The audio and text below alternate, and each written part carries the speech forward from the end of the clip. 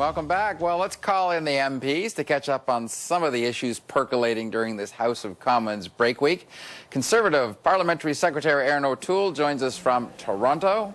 In lovely Halifax, we have NDP MP Robert Chisholm, and from Montreal, Liberal MP Marc Garneau. All right, gentlemen, welcome to the show.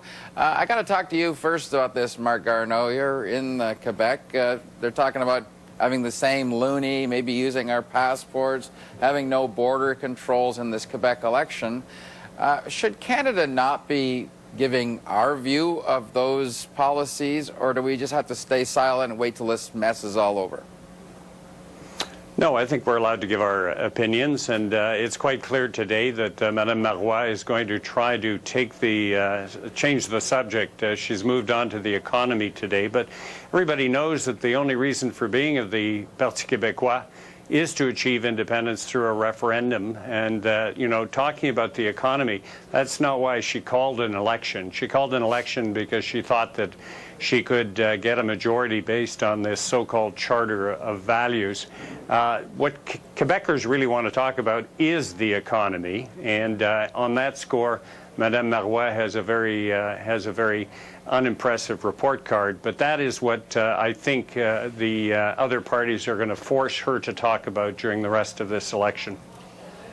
Mr. O'Toole, I'd like your thoughts on whether we should give any pushback, or is pushback not an option at this sensitive stage? Well, Don, I think the Prime Minister at the outset had discussions with both Mr. Mulcair and Mr. Trudeau about making sure that the federal government doesn't become a subject in the Quebec election, and that Quebecers have the right to vote for a government that they think is best. Certainly, I think Canada's stellar economic performance shows the value of being part of a truly exceptional federation. And this week, for Quebec in particular, my trade duties, our deal with South Korea has some huge wins for Quebec in terms of trade, for the aerospace industry, for their agricultural sector, for forestry. So those are big wins secured by the federal government that will have benefits for businesses and job opportunities in Quebec. And we can't lose sight of all of those benefits, and really the economy being the #1 issue. And if that is, I think Quebecers will make the right decision looking at the strong country Canada is on the international stage, sort of leading the G7 in terms of economic performance and growth. And that will be something compelling, I'm sure. Robert Chisholm, your party has more seats in Quebec than any other federal party here. What's the federal role in countering what seems to be they're trying to negotiate terms of a separate Quebec even before they've had a referendum? Don, I think that the Quebecers in the last election showed that what they were looking for was a party, a federalist party, leadership from a party to build a stronger Canada, a Canada that included a strong Quebec.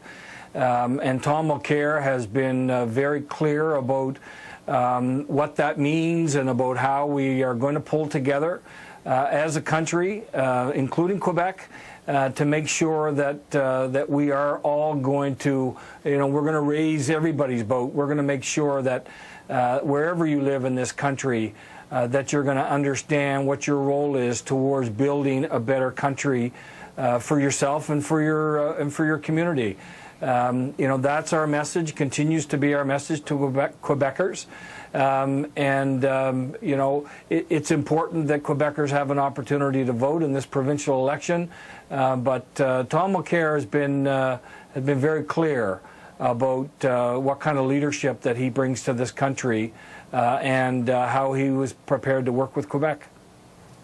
Okay, I want to change the channel a little bit here. I'm going to go to you first on this, Erin O'Toole, because you are a veteran. I was struck yesterday. We had the whole show dedicated to the end of the mission, the military mission in Afghanistan, and yet, the government's response and involvement in this was basically two statements, one from Defense Minister Rob Nicholson and one from the Prime Minister.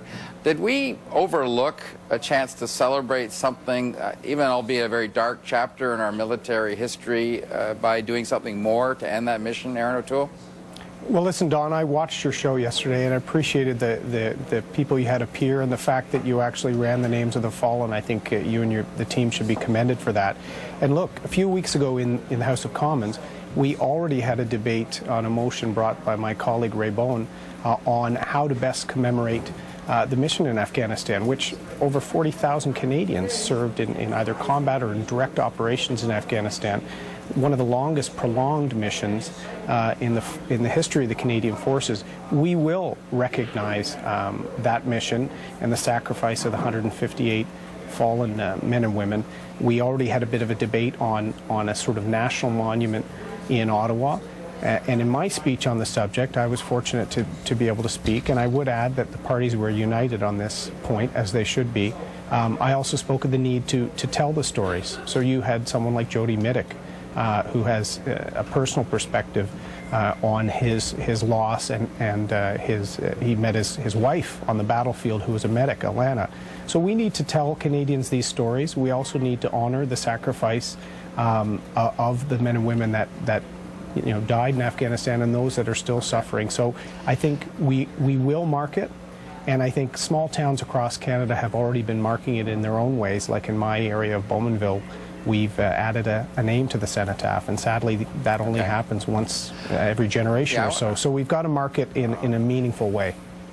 Okay, I want to get the others in here. Marc Garneau, did you think it was a military snub, or am I being overly sensitive about this? Well, I understand the Prime Minister is going to meet the soldiers when they come back. I'm also proud to talk as a veteran as well, and I think what is important is to speak about the 158 people who gave their lives, but also about the fact that 40,000 Canadians over the past 12 years went over there and did their duty, and to remember also the RCMP and the public servants who went over there. It really was a massive effort, and not to forget also the families that were left behind. There were big sacrifices that they had to make during that time. So I think it is important for us to talk about these things, because Canada went there with the best of intentions. We will know in time whether we will have left a positive, lasting legacy, but certainly we went there with good intentions, and many Canadians stepped up to the plate to do that. Robert Chisholm, last word to you. Well, Don, Jack Harris, our defense critic, put out a statement yesterday, indicating, the position of our party, which is how we honor the immense and incredible contribution that so many men and women put in to this exercise over the past 12 years. 158 fallen soldiers, their families. The contribution has been quite incredible. We honor them, and we remember and we respect them and thank them for that. We also must recognize that in order for lasting peace to come to Afghanistan, that we need to continue our efforts at diplomatic efforts at working with Afghanistan, to providing support, providing encouragement, and ensuring that we don't walk away entirely, that we continue to be there in spirit and work on diplomatic channels to help that country. But we also must recognize the people that have come back and that need our support now, Don. Good point. All right. Thank you, gentlemen. We're out of time. Thanks for joining us on this Break Week MP panel. All right.